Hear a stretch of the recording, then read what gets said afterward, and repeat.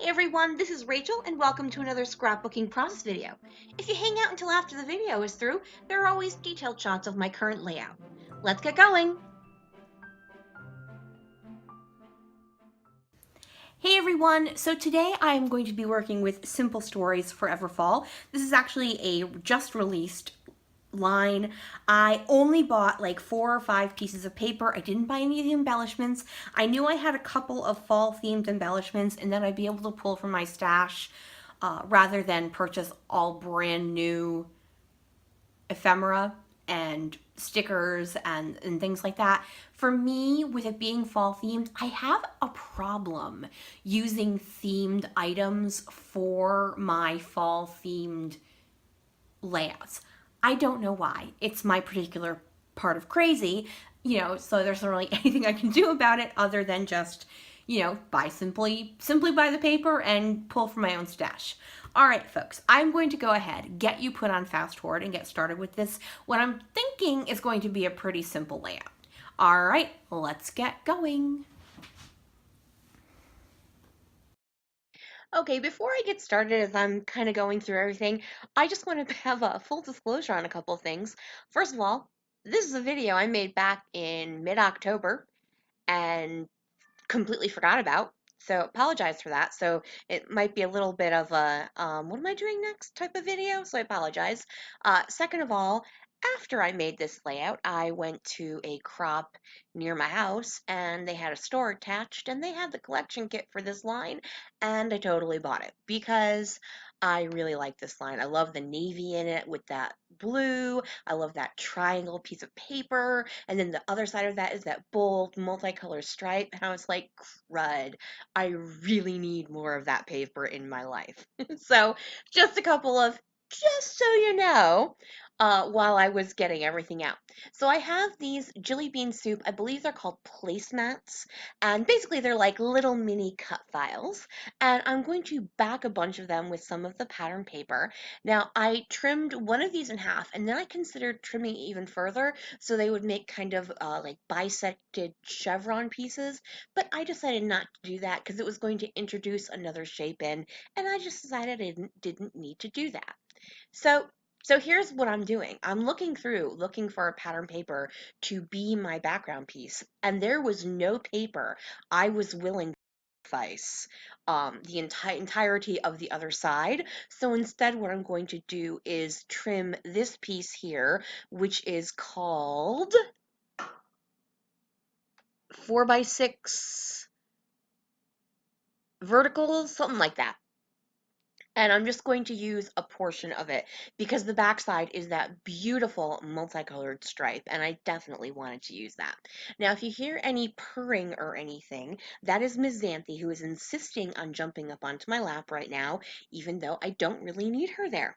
So if you heard meowing or purring, that would be why.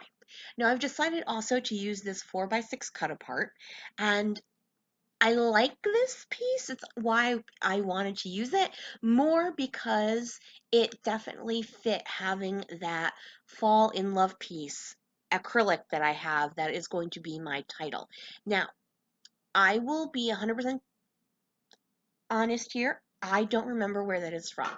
It is either from Click Kits or Color Cast Designs, but I have absolutely zero clue as to which one it is. I finally remember to show you this one, and this is called Give Thanks. This is the one I backed the placemats with, and I'm also, as you can see, going to use it to mat my photo.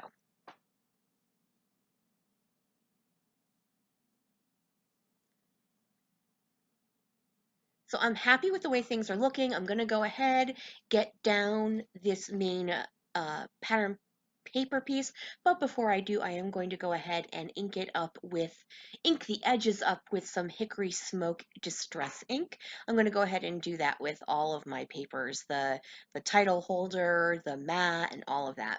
Trying to make sure I get it lined up properly.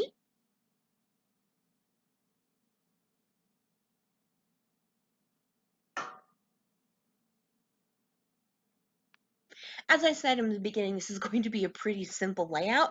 So once I glue everything down, I'm just going to do those placemats in a cascading right to left, top to bottom area, reach, design.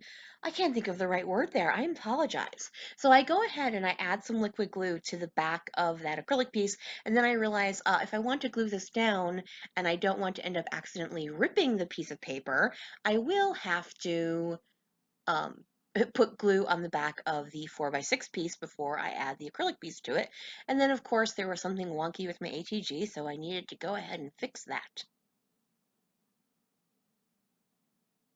So I'm adding ATG to the back of all these placemats, and here comes Miss Xanthe. So I'm using the old let's wiggle some paper off camera and make the decision to leave this area hers and not mine, which increases the chance of her not coming back.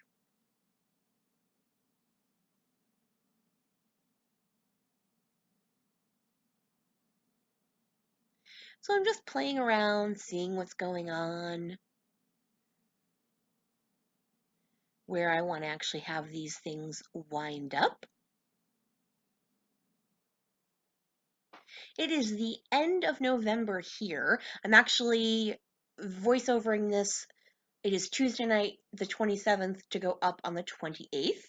And then I have a plethora of layouts to edit and voiceover that I made at the crop I went to in mid-November.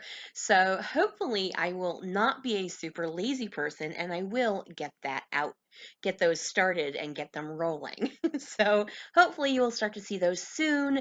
Before you see any of those, you will see a video on Saturday that is part of my series with Kelly O'Black, and I had a fun time. She had a great suggestion of it's called product placement, and basically we try to use one type of embellishment. Spoiler alert, we're going to go a little off the grid with our choice here for the one that's coming up on Saturday, but so it'll be super fun, I think. All right, so as I was nattering on, I went ahead and added that is a basic gray label. That's one of those things where I'm like, oh, basic arrows and circles and tags and stuff like that. Those will be great. Only the colors don't work with the colors I tend to scrapbook with, so I've probably had that set for several years, and I've only used a couple of them. It's one of those things where it seemed good at the time. I then added these gold foiled cork pieces, and those are from Freckled Fawn, and I love them, but I almost never remember to use them. So I added those around my layout, and now I'm adding enamel dots, and it's going to take me an inordinate amount of time to figure out because I'm using 3 different colors in the groupings. So for some reason that always stymies me in my ability to choose 3 different sizes of 3 different colors and not make my brain hurt. Yeah, see here, I'm still working on it because I have no idea why it takes me so long to do this. But I do love the way it looks once I finish doing it. I love bringing all of the different colors of the layout into the areas. All right, folks, just a couple more things to do. I'm adding some gold Heidi Swap color shine, and then I'm going to remember, oh yes, you need to do your journaling. So this is my nephew when he was about 3 or 4 years old, and he loved to go for walks in the neighborhood, and he would try to grab as many leaves and carry them as we could. And in my journaling, I'm just saying it makes a nice change from the rocks he normally carries, and then makes me carry because he has little hands. All right, folks, thanks so much for watching. Have a great day. Bye. Oh, and flick me a thumbs up if you can.